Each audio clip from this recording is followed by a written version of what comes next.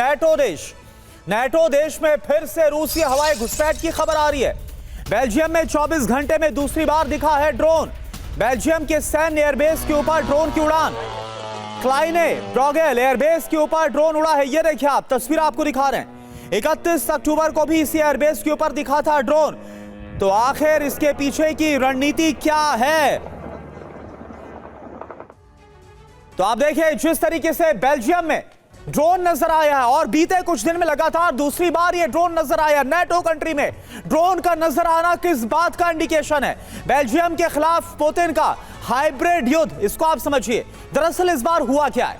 क्लाइने ब्रॉगेल airbase के ऊपर drone नजर आया है संदिग्ध। 24 घंटे में दूसरी बार दिखा है ड्रोन। हेलीकॉप्टर को ड्रोन का पीछा करने के लिए भेजा गया। हेलीकॉप्टर ड्रोन को रोक पाने में नाकाम हुआ। अब देखिए, बेल्जियम का एयरबेस कितना ज्यादा अहम है। ये बेस में अमेरिकी परमाणु हथियार मौजूद हैं। न्यूक्लियर शेयरिंग प्रोग्राम के तहत रखे गए यहां पर हथियार। 2027 से F-35 तैनात होने की योजना यहां पर है। नेटो का क्या एक्शन अब इस पर है? स्वीडन की अगर बात करें, रूसी जेट घुसे तो मार गिरा जाए, क्योंकि देखिए पहली बार ऐसे नहीं, लगातार हम आपको खबरें दिखा रहे हैं कैसे कई नेटो कंट्रीज में ड्रोन देखे गए। डेनमार्क की बात करें, ड्रोन घुसपैठ को अब हमला माना जाएगा, यह रुख क्लियर किया गया है। एस्टोनिया ने क्या बोला? ब्रिटिश फाइटर जेट की तैनाती को लेकर उनकी तैयारियां हैं। तो लिथुआनिया, रूसी ड्रोन को मार गिराने का आदेश दिया गया। डीके पांडे सर, यह हो क्या रहा है? बीते कई दिनों से ड्रोन घुसपैठ की खबर, ये क्या तैयारी आपको नजर आ रही है? देखिए, एक बड़ी मजेदार चीज है कि ड्रोन का एयर वॉल्यूशन, मतलब किसी देश में जबरदस्ती घुसना, उसको युद्ध का एक कारण नहीं मानता है विश्व। नहीं तो अब तक कितने बार ये युद्ध हो चुके हो, कई एक्सेस पर हो चुके होते हैं।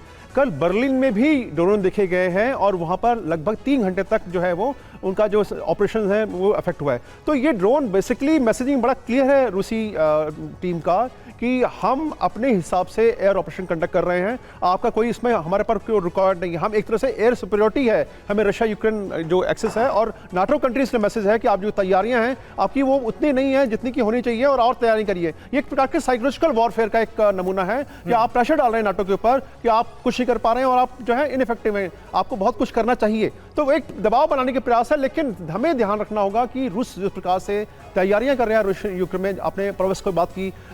मैं एक पॉइंट यहाँ ऐड कर दूं, प्रवास की बात जो है क्यों इंपॉर्टेंट है, इतने ज्यादा लोग अपनी जान गंवाने को क्यों तैयार हैं? क्योंकि वो कहा जाता है कि वो गेट वे ऑफ डोनबास है। वहां से 6 बहुत महत्वपूर्ण रेलवे लाइंस जाती हैं जो कि लॉजिस्टिक सपोर्ट देती हैं। अगर आपने पूरी तरफ से घेर लिया है, जो रशियन सेनाएं हैं वो साउथ प्रोवस्क से एंटर किया उन्होंने और पूरी तरफ से घेर लिया है। अभी बिल्कुल जो है बिल्कुल सही बात है, और इसीलिए ऐसा लग रहा है पूरी ताकत झोंक दी है रूस ने पोक्रोवस्क के अंदर, और पोक्रोवस्क में बुरी तरह मात खानी पड़ी है यूक्रेन को।